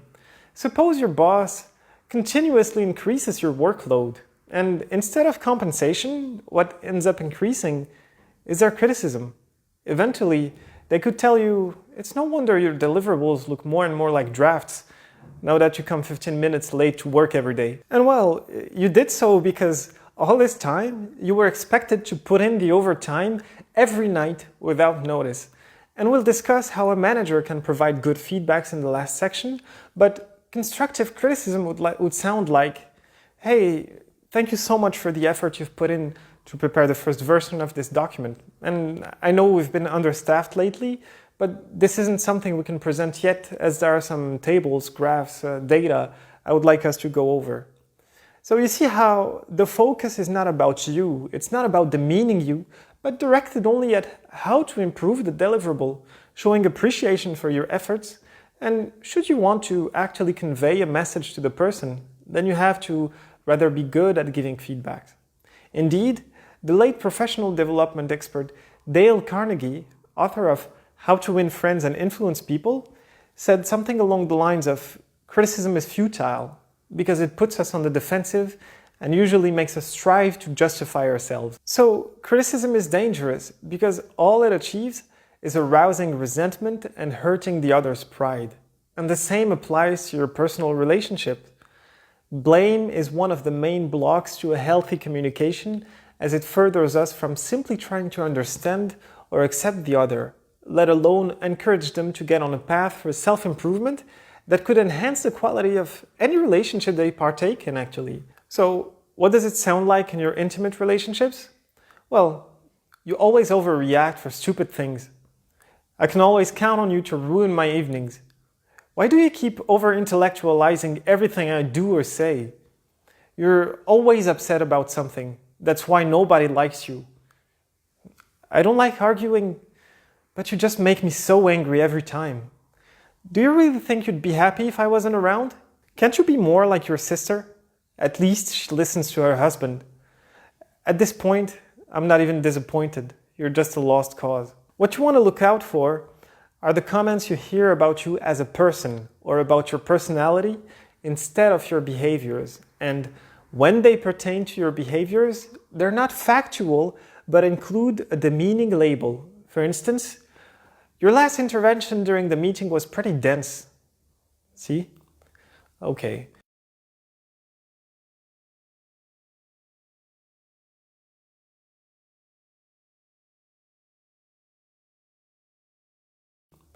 Okay. Threats can be a thorn in the side. The basic idea behind a threat is, since I can't get what I want out of you through the means of a regular conversation, I'm going to hold our relationship hostage or your job security hostage until you comply with what I want, because I know you cannot let go of the relationship or your job. Imagine you're trying to have a conversation with your partner because you're trying to discuss the shared responsibilities each of you should have within the frame of your relationship. But eventually, they demand that you do something more, but you feel like they're overstepping their bounds because you're already the one picking up the kids at school, doing the dishes, paying the bills, or whatever it is. And all of a sudden they drop, well, I don't see this relationship going anywhere. Let's bring up again the example of having an increased workload, of putting in the overtime. Eventually, at some point, you're going to be on the verge of a burnout. But your boss tells you, well, I've seen that you haven't been so productive lately. Are you sure you really care about your job? Epictetus said that your master is he who controls that which you're anxious to gain or avoid. It doesn't have necessarily to be money. It could very well be affection, importance, recognition. And if you ever find yourself with someone who leverages their position or their reward power to have you become either a tool for performance or for their selfish satisfaction, with no regard whatsoever to your needs, the extent of your efforts, the associated consequences for your health and well-being, then you better believe that you might not be in the right place. And if it's what you do tolerate right now, then it's high time you wondered why. Accusations are symptomatic of a lack of trust. Relationships can be nice and all, but imagine being with someone who constantly accuses you of doing something you're simply not doing, who keeps interpreting why you're behaving in the way you do, who knows better than you what you think or feel, because their interpretation of what you say, think, or feel supersedes what you actually say, think, or feel. And they would tell you that you're lying whenever you're trying to justify something that they concluded. For example, your partner may accuse you of trying to cheat on them whenever they see you talking to someone they believe you're interested in. This kind of verbal abuse can be exhausting because all you do is try and justify yourself, deny, provide them with proof that you didn't indulge in what they accused you of, that you didn't mean what they're implying, and so on. The goal behind these patterns is, yet again, to gain control over you, to have you feel like you could be doing something wrong while doing something that felt normal to you, or expose you to the dreadful feeling of having to go through those lengthy, dramatic, draining conversations if you didn't change. So if you're constantly accused, eventually there might come a time where you stop altogether doing that very thing you're being accused of. While this form of accusation is predicated upon a basic distrust, misinterpretations based upon the internal biases and insecurities of your counterpart, there's unfortunately a more malicious form of abuse that not only include accusation, but blatant lies, and that is gaslighting. Gaslighters enjoy spreading and arousing negative emotions in order to feel powerful and keep you insecure and off balance. They habitually invalidate others' thoughts, feelings, and priorities, showing little remorse for causing pain.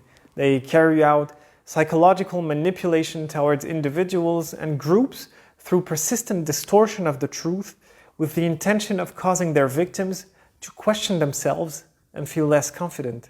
So if you recall an event, a conversation, an argument, the gaslighter may deny it happened altogether or dismiss everything that's been said. They may tell you, it's all in your mind, you dreamed it, or you're making it up. Let's move on to the last communication block. It happens, some of our conversations can get heated, and when they do, it's rather hard to listen to the other, isn't it?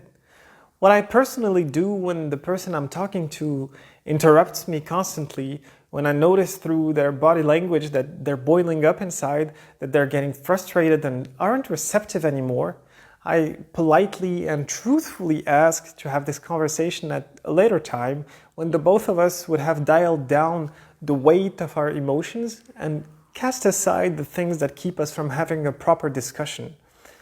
And while doing that is considered to be the sign of a healthy relationship, there is an unhealthy counterpart, withdrawing or withholding, which is simply another name for the silent treatment. You get on an argument on the phone with your partner and all of a sudden they hang up and don't answer anymore. You could walk together in the street and say something they dislike and all of a sudden they start ignoring you. In the workplace, your manager could stop altogether requesting anything from you, leaving you to wonder about your fate in the company. I wanted to expand on this section for you to be prepared for these forms of verbal abuse or to notice whether if you're falling prey to some of the treatments I've described. The abuser's patterns can be translated to our relationship is subordinated to what I think, so it's okay for me to be critical, angry, intimidating, or hostile towards you if you fail to listen to what I say. So keep in mind these basic questions. Do I feel safe enough to talk about the things that are on my mind, to share the way I feel? Do I feel considered and listened to? Would I recommend this relationship to someone I love? And if you wouldn't, again, you may wonder why you keep it to yourself. What's the actual payoff that you're looking for, which eventually became more important than your own well-being? Because you could be looking for the moments where you feel appreciated again.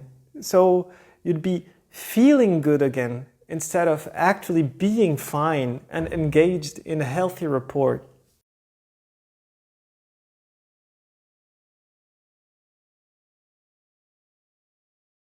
Our personality is a construct of internal beliefs and value systems. Our beliefs shape our perception, and our values will be translated in the way in which we behave and treat others and ourselves. In our personal and professional life, our beliefs, values, and personality are constantly interacting with those of others. We seem to instinctively like the individuals who share our core values and beliefs. But conflict may arise whenever we disagree with someone on each of those levels. A recurring problem that many of us face is that we have vilified conflict because of the ways in which we miscommunicate with others, because of the resulting unhealthy attitude we adopt whenever we're faced with someone who doesn't abide by what we say, understand, or interpret. Through this training, I put forward the idea that we can disagree with others without becoming disagreeable. Because to a certain extent, when we're having an argument, whatever the topic may be, like what strategy we should adopt to enhance the company's profit over the next year, who should pick up the kids from school next week, what political party holds the best social or economic plan for the country, the things you did or say that annoyed me last Tuesday. We indulge in this basic behavior of I'm listening to you to reply, not to understand your viewpoint. And consequently, the approach we have then is, we're going to talk. I'm going to tell you why I'm right, and I'll be satisfied only when you agree with me. So behind every conflict is an unconscious need for being right. And the basic reason why this approach is doomed to fail is simply because others may try and do the same. So instead of having a conversation, we'll have an argument. And if neither of us is willing to change, then our arguments will become cyclical and we'll end up in a vicious circle in which we don't listen to the other, but only to what goes on inside our heads. So the contest becomes more important than the communication, and it leaves us completely depleted. But there's something we ought to incorporate if we want our conversations to be more constructive, and it's the following idea. Well, if you agree with everything I say, then I won't know anything more than I already did prior to talking to you. But some people only look for others to validate their ideas and beliefs, need their subordinates to comply with everything as a means to ascertain their authority, because they need to feel that they're in the right, as it provides them with a sense of security and inflate their perceived self-worth. So in a sense, you can make a case that the need to be right is that of the insecure person. In addition, keep in mind that if you're with someone who agrees with you all the time about everything, who never upsets you, then it could indicate a few things. Either you're with someone who's extremely agreeable, who isn't completely honest about the way they feel about you, someone who's actually scared of what might happen if they disagreed with you, or someone who has something to gain out of your interactions. Conversely, with maturity comes humility. And humility is the recognition of personal insufficiency and the willingness to learn through dialogue. Upon understanding that we're not all-knowing, that the way in which we see things is merely a perspective among others, that there might be at least something we can learn from each other, then we're on a path for turning our conflicts to healthier conversations, where we finally learn to actively listen to what others have to say. So instead of looking for what is wrong in what the other says, we gradually build a common ground for understanding each other. And at the end of the day, conflict can be healthy. John Gottman, a researcher and clinical psychologist who carried out 40 years of research on divorce prediction, points out that a couple's stability is optimized when there are at least 5 positive interactions for a negative one. But conflict resolution requires an understanding of what's at play. Ken Thomas and Ralph Kilman set up a conflict resolution model, the Thomas-Kilman model, which outlines that we all have a natural approach to managing conflict. It identifies 2 dimensions when choosing a course of action in a conflictual situation, namely how assertive or unassertive each party is in satisfying their needs, and the second one being how cooperative or uncooperative each is in satisfying the needs of the others. From these 2 dimensions are derived 5 conflict handling modes that I described in great detail in the ebook attached to this video, which is adapted to conflict resolution in the workplace, by the way. And at this point in the course, you'll see how they overlap with the previous topics that we've introduced. The first one being the avoiding mode, those who are unassertive and uncooperative. They're the ones who withdraw from the conflict or the situation altogether. You'll probably recognize those who are accommodating, who are cooperative but unassertive, who can't say no, neglect their needs, and dim down their opinions. Then you have those who always try to one-up the others, who can't hear no, the ones competing, who adopt something akin to the I win, you lose, or I'm okay, you're not okay patterns that we've seen so far, who are high in assertiveness but uncooperative. The fourth one, the most optimistic one, so to speak, is that where both parties' needs are satisfied, where win-win outcomes are attainable, and that is through the collaborating profile. But if you end up with a compromise, that is to say, when the minimum acceptable to each party is attained, then the relationship should be undamaged and safe. Compromising is an intermediate between assertiveness and being cooperative. It's a good attitude to have if you want to set healthy boundaries at work, for instance. Say that your manager insists on getting 3 deliverables for the next couple of days, but you know it's not possible unless you pull in all-nighters and work 18 hours a day, so you appraise what would be the most you could do, which would provide you with the minimum sleep or comfort you would need to work to be productive, and talk it out with your boss to figure out what their minimum would be, which deliverable you should prioritize, which deadline can be extended, and so on. In the short term, it may seem appealing for competing people to take advantage of accommodating or avoiding ones, and it's unlikely that they would give up on that opportunity. But in the long run, they'll keep destroying relationships that they thought would be ongoing.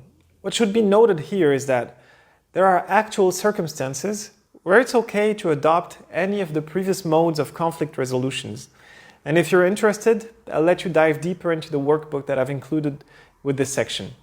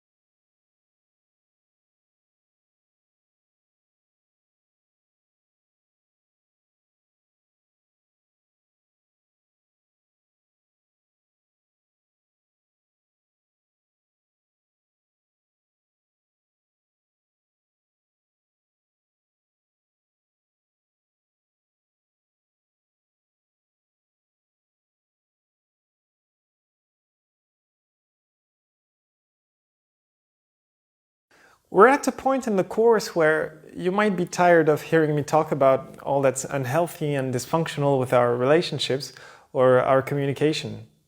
Well, I'm sorry to break it to you, but there's still more where that came from. But if you wish to achieve deep and meaningful relationships, surely you need to unlearn every barrier that you've set against that. And I believe that going over those gradually and providing you with the necessary tools in the end will help you achieve the most fulfilling interactions. We all enjoy talking, right? Well, to a certain degree. In reality, it actually depends on who you interact with, on whether if the other is actually listening to you, and I mean really listen, on whether if you're scared of opening up, of sharing your ideas, of speaking your mind, of talking about your feelings. Indeed, we may be, to a certain extent, scared of being judged, of being disapproved, of being rejected, of not being perfect in a sense. Yet, what we say represents part of the value we can provide others, be it at work or in our relationships. That is, whenever we learn to formulate our thoughts, to convey the way we feel in a non-threatening way, it simply opens up the path to the depth of our relationships. However, we behave in a way that's predicated upon what we believe others could think or feel about us without actually checking in with them. For instance, if you believe that others might dismiss your ideas because at some point in the past you said something in a meeting that was disregarded or belittled, or if you simply don't believe that you can bring sound ideas or solutions to the table, then today you might be afraid to speak in front of a committee in your social relationships or even the romantic dates you can go on. If you believe that others might view you negatively, you'll be afraid to say something that will be perceived as stupid, boring, or wrong. In your loving relationships, if you don't feel safe enough to share the way you feel, because you can't bring yourself to be vulnerable, or maybe you don't feel safe enough to do so, you might close yourself off and find yourself in some of the situations that we've described thus far in the course. So it becomes more convenient for us to operate on the basis of how others might view us, of how they might react to what we want to share.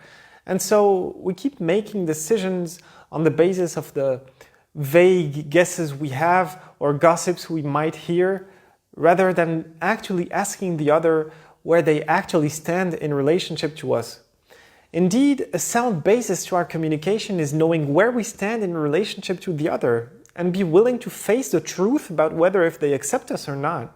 In his book, Why Am I Afraid to Tell You Who I Am?, psychotherapist John Joseph Powell outlines 5 levels of conversation depth we can get into that will be dependent upon the connection we nurture with others. Starting with cliché conversation or small talk, the lowest, most superficial level of self-communication where neither party shares pretty much anything about themselves. Nurturing only this kind of conversation can lead people to feel lonely, disconnected, and it usually goes like, "Hey, how are you? Anything new on your end? Same old, same old. You? My usual routine, nothing special. The weather's been terrible lately though." The next level of communication depth is giving information and reporting facts. And many of us operate from that place where we expose barely anything about what we actually think or what we are. In the workplace, you'll limit your communication to what you believe is expected of you, presenting figures or non-engaging facts, implementing what is asked of you and reported back without voicing what you actually think about it.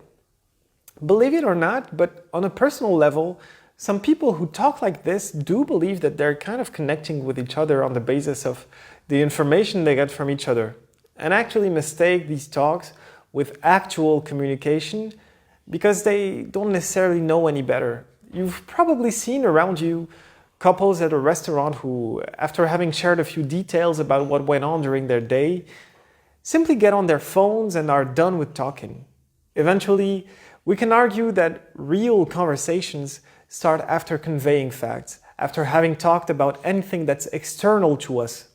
The tipping point is when you start including your personal critical thoughts, opinions, and feelings. Similarly, and this is something that I've seen here and there throughout my coaching sessions, it's If you're trying to date someone, and limit yourself to figuring out what sports they practice, what university they went to, what their job is about, what their next career move is going to be, then you might think to yourself, oh, I like that person because they're ambitious, they're sporty, I like this and that about them. So you end up liking the person regardless of their other personality traits, but you fail to notice that there's a major difference between sharing interests about external factors and sharing compatibility. Compatibility can only be developed through the depth of your relationship, and depth requires openness and self-disclosure. So it's one thing to tick a few boxes regarding what you expect from someone with regards to what they have or what they do, but it won't necessarily tell you who they are and how they treat others, whether if you're going to feel disconnected from them because you don't feel enough appreciation and care from their part, and that there isn't much you're sharing besides practicality. Indeed, informational communication can be symptomatic of a fear of opening up disguised as practicality. You bring nothing about yourself on the table, and so there is little real communication. You give nothing of yourself, and while you might remain in your safety net, you'll gradually feel how disconnected you are from the other. So for people who aren't really good at opening up about themselves, this level of communication also includes discussing what others have said or done, basically gossip about others, their situations and so on. Did you hear that this or that person got married? Anyways, the next level on the conversational scale is sharing your opinions. Now, your opinions are the first step towards self-disclosure, which, in a sense, approximates putting your true self out in the open. And there lies the first layer of your intrinsic value that can enable you to shine at work or connect with others. However, in doing so, you voluntarily expose yourself to be challenged or dismissed. I've put forward the idea that out of a fear of being judged, we can refrain from engaging at that conversational level. For instance, in a work environment, if you find that some working processes are inefficient, but have a few ideas as to how to make them better, you would keep from bringing it up. Or in some other instances, you would refrain from putting forward thoughts that would challenge those of your superiors because you're anxious as to how they would come across. While that can happen because some of us aren't confident enough to share their input, their ideas, or their opinions because they're afraid of making a mistake, for instance. This can also be the result of an abusive work environment. In the organizations that foster the destructive kiss up, kick down behavior, where people's voices are not given the appropriate space for expression, appreciation will be fostered among groups of colleagues and teams that have the same level of hierarchy. Subordinates would gossip about how critical their bosses are, go on about how inefficient the working processes are, and conversely, the superiors would hold the same thoughts about them, discussing among them about how hard it is to actually motivate them, and how hard it is to have them comply to the company policies, and if they don't want to do it, why did they even join the company in the first place? They're here to do the job, aren't they? So in the places where critical thinking is met with contempt, where people down the ladder are seen as instruments for implementing the directives that are passed down, then their brain power would be put to criticizing a system rather than nurturing a cooperative and fulfilling environment favorable to the development of new solutions. And while those in the upper echelons might be high performers, the basic distrust that is structural to this kind of organizations is highly prejudicial in the long run, as they tend to have a higher employee turnover. In the additional section of this course, I'll provide you with a model I've discovered through Simon Sinek that exemplifies the recruiting process of the Navy SEALs, which will make it easier to understand this kind of dysfunctional structures. In your personal relationships, offering your opinions and beliefs gets you out of your comfort zone. They can pertain to either something personal in the form of self-evaluations, how well you believe you're doing at work or at life, what you think about yourself, or to something external to you, where you cast a kind of a judgment, a recommendation, or anything that you hold to be true regarding your views about pretty much anything. Sharing your opinions is also healthy where you think it's necessary to set boundaries with others. Indeed, as you open up and share the way you think, you may be faced with a glass ceiling, with people who will actually judge you or reject you actually for your ideas and try to ascertain theirs, demean your past mistakes, show you how you're wrong about this and that, without actually trying to understand or listen to you. And eventually they will engage in the lower levels of the communication spectrum that we've introduced, and this is where you should exercise your right to keep them from doing so. You know, people are usually afraid of judgment and rejection, but in my reckoning, it's actually a good thing. Because then you'll know they're not ready to accept the truth of who you are, and they're simply not meant for you. And if you're supposed to maintain that relationship for whatever reason, then you'll know which topics you can or cannot bring up with that person. However, where there is mutual respect and consideration for each other's opinions, healthy conversations will actually enable each party to learn and grow from each other regardless of whether you agree or not with the other. For you understand that open conversations are the gateway to nurturing healthy connections and possibly open the path to the next level of conversations put forward by Dr. Powell, which is sharing your feelings. Our emotions are what make each and every one of us unique, and are more difficult to share than just our opinions, for they imply a higher level of self-awareness. In the tools section of the course, I'll share with you the ways in which you can communicate your emotions in a healthy fashion. Being able to share your feelings with someone implies a certain level of trust in the relationship, and most of all, a space where you feel safe for discussing the way you feel. For instance, in your personal relationships, do you know a lot of people who are able to admit to being jealous? Wouldn't they simply blame their partner for having spoken to this or that person, accuse them of hiding something, trying to be controlling in the process in an attempt to avoid that from happening again, even if nothing was ambiguous with the other to begin with? Getting to a place where you're in touch with your emotions, knowing how to communicate them, can actually smooth out this kind of conversations. For instead of pointing fingers and coming across as accusatory, you'd say, "Hey, I felt jealous when I saw you engaging with him or her." And should you be with someone understanding, who wouldn't take it personally, it would actually open up the path to the core of the problem being, why is it that you're unable to trust them? Why can't you trust their reactions to a potential temptation? So that will open up the path to a deeper conversation. Maybe you've built up some anxiety regarding their behaviors that you didn't talk about. Maybe you've been betrayed in the past, but the bottom line is taking responsibility for your feelings enable you to have mature conversations that don't need to get heated up. And I'm sure the feedback section of this course will be instrumental in providing you with the tools to avoid defensiveness in others. Being able to share your feelings encompasses a certain level of self-acceptance. With self-acceptance comes self-disclosure, and it's a testament to a greater maturity to display your vulnerability and share the way you feel. Self-disclosure enables you to deliberately and gradually reveal information about yourself that enables you to attract people who will accept and care for what you are, not what you should be in their eyes, which would enable you to cultivate your relationship's depth. Indeed, you'll be able to cast aside people who dismiss or disregard the way you think or feel. According to the social psychologist James Pennebaker, not only is self-disclosure mentally healthy, but opening up to others is good for your physical health too. Indeed, holding back our thoughts and emotions may cause physical harm and pain.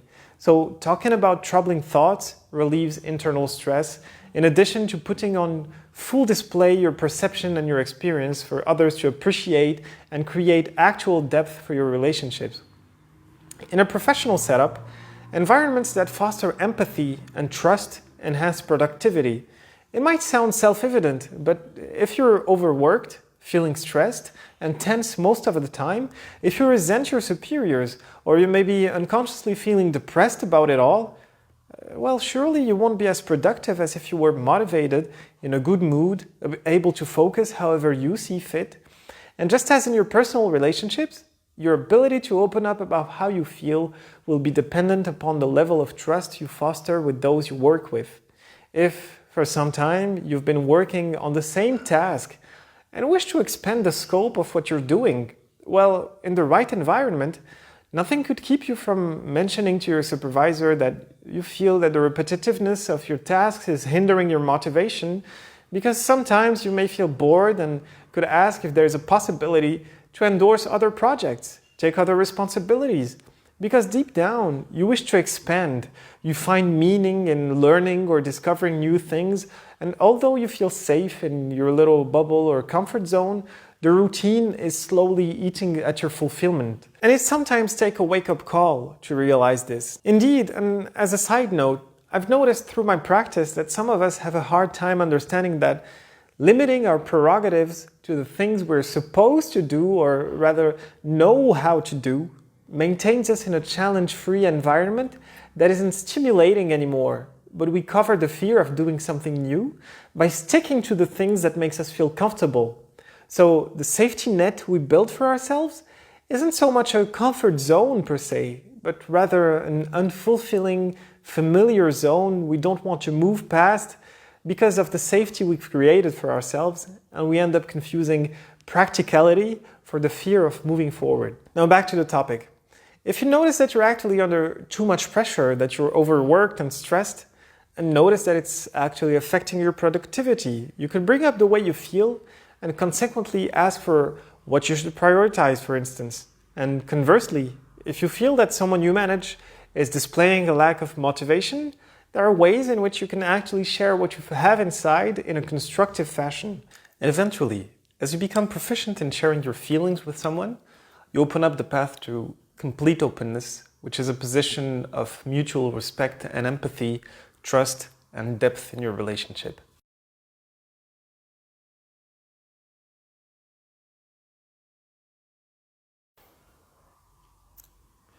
You may already have thought so yourself, but many of our arguments are sometimes pointless, or at least avoidable. One way in which you can avoid an argument is in managing someone's ego per se. And one way to do that is to know the difference between content and relationship messages. Content messages are external to both the speaker and the listener, and they pertain to information, details, facts, or tasks. On the other hand, relationship messages are the way in which the content message is communicated. It focuses on the connection between the two and conveys how you see or what you think about either the other or your relationship with them.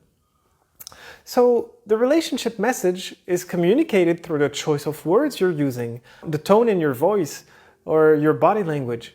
For example, in a professional setup, a supervisor may say to a trainee, "See me after the meeting." The content message here is obvious. It's about asking a person to see another after a meeting. However, the relationship message that actually outlines the connection between the two is found in the way in which the message is conveyed. Here, it translates the status difference between them, the authority that the supervisor actually chooses to exercise in order to commend the trainee. Now imagine this happening the other way around. Hard to picture, right?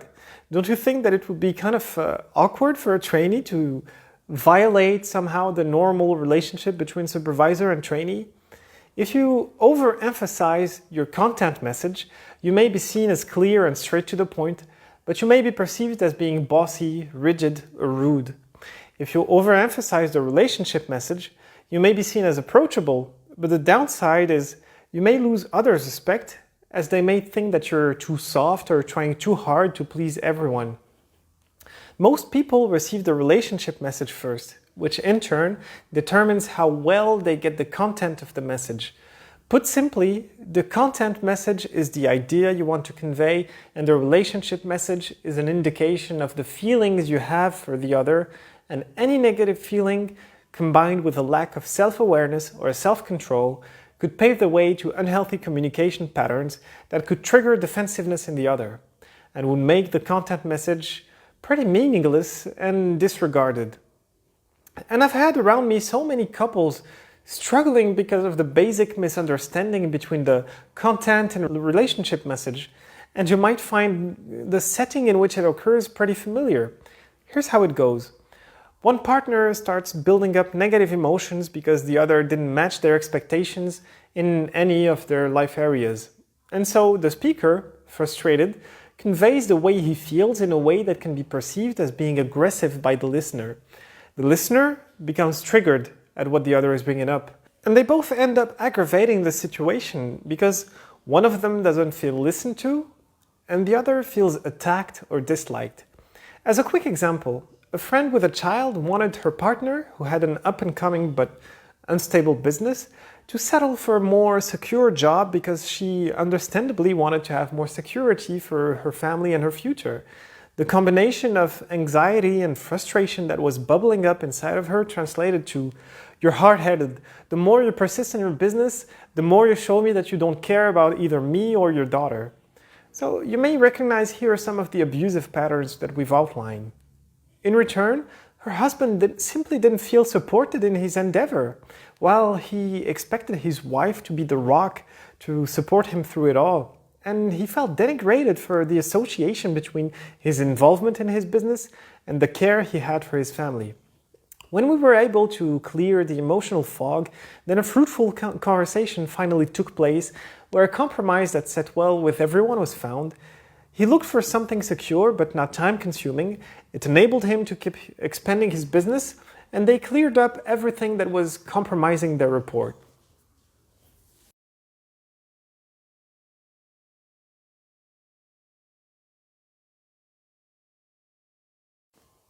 Over the course of a conversation with someone close to you, have you ever felt like that they really got you? That you could completely open your heart up and be able to self-reflect and have eye-opening moments regarding pretty much anything, your own past experience, something you were currently going through?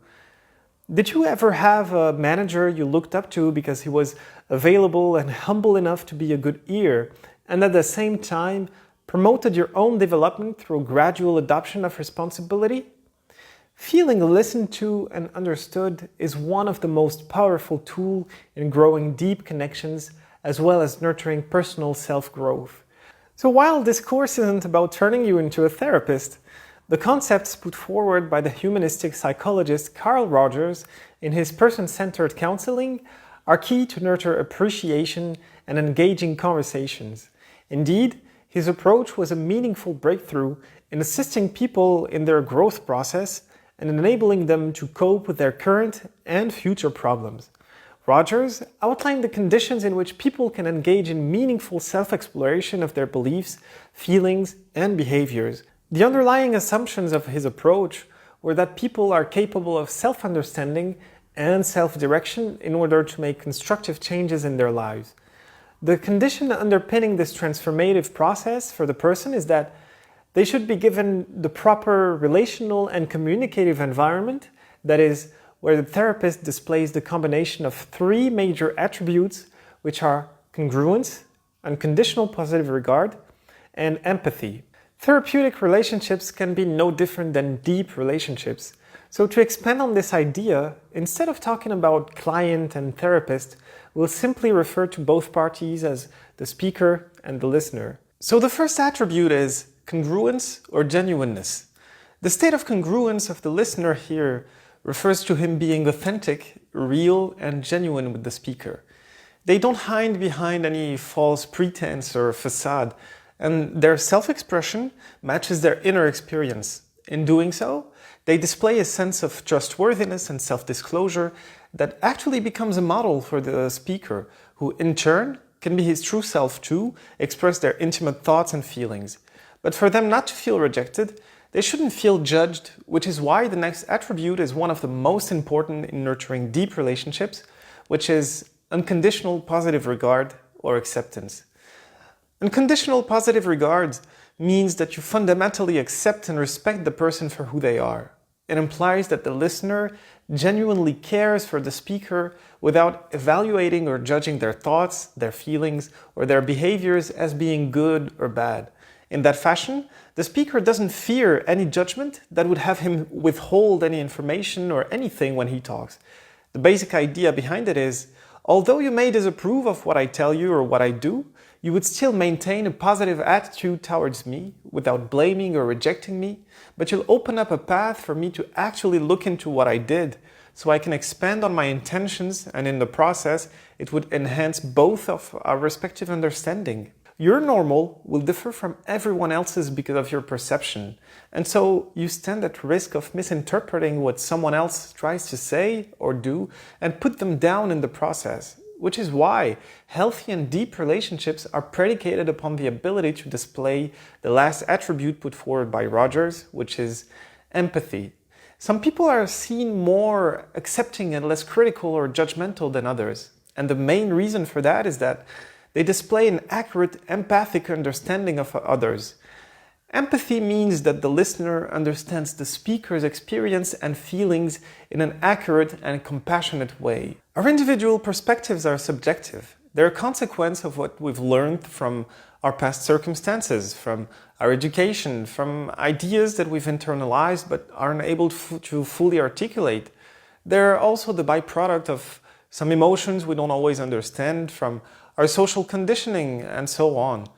And with a slight twist of fate, you could have been in anybody else's shoes, so on the off chance that the other might know something that you don't, it's beneficial for you to learn and listen, to really listen and strive to see things from the other's perspective. And as you show people that you get them, that you understand them, you wouldn't believe how fast they will actually open up to you. So, at the basis of an engaging conversation is the willingness on both parties to express the truth of the situation, feelings, triggers, and so on, as clearly as possible, and that's it. To try to the best of their ability to represent what they know or feel as clearly as possible.